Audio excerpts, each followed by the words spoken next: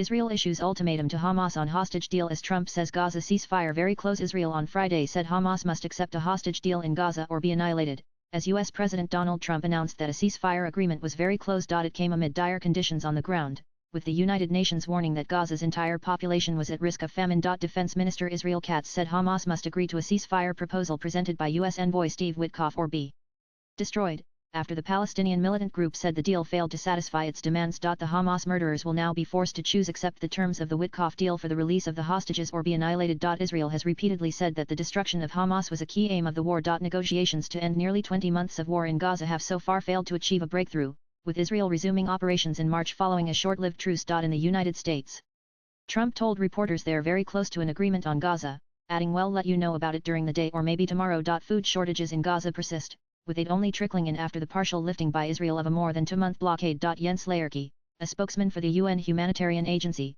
called Gaza the hungriest place on earth. It's the only defined area, a country or defined territory within a country where you have the entire population at risk of famine, he said. Later, the UN condemned the looting of large quantities of medical equipment and other supplies intended for malnourished children from one of its Gaza warehouses by armed individuals. Aid groups have warned that desperation for food and medicine among Gazans was causing security to deteriorate. Crusade against Israel. Israel has doubled down on its settlement expansion in the occupied West Bank, while defying calls from French President Emmanuel Macron and other world leaders for a two-state solution. This week Israel announced the creation of 22 new settlements in the Palestinian territory, which Israel has occupied since 1967. London said the move was a deliberate obstacle to Palestinian statehood, while Egypt called it a provocative and blatant new violation of international law and Palestinian rights. The 57-member Organization of Islamic Cooperation, which includes Egypt, also condemned Israel's decision. On Friday, Katz vowed to build a Jewish-Israeli state in the West Bank. Israeli settlements in the Palestinian territory are considered illegal under international law and seen as a major obstacle to a lasting peace in the decades-long Israeli-Palestinian conflict. Katz framed the move as a direct rebuke to Macron and others pushing for recognition of a Palestinian state. Macron on Friday said that recognition of a Palestinian state,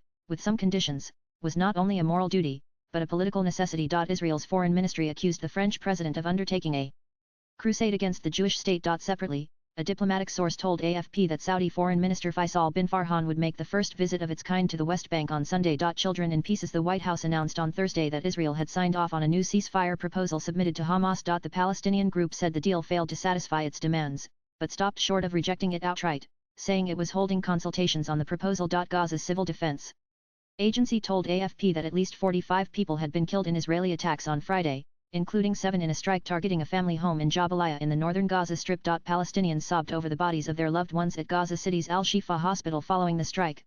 Footage showed these were civilians and were sleeping at their homes, said neighbor Mahmoud Al-Ghaff, describing children in pieces. The Israeli military did not immediately respond to a request for comment, but said separately that the Air Force had hit dozens of targets across Gaza over the past day. The health ministry in Hamas-run Gaza said on Friday that at least 4,058 people had been killed since Israel resumed operations on March 18, taking the war's overall toll to 54,321, mostly civilians. Swipe left for next video. Hamas 2023 attack on Israel resulted in the deaths of 1,218 people, also mostly civilians, according to an AFP tally based on official figures. Of the 251 hostages seized during Hamas attack, 57 remain in Gaza, including 34 the Israeli military says are dead. Latest blogs.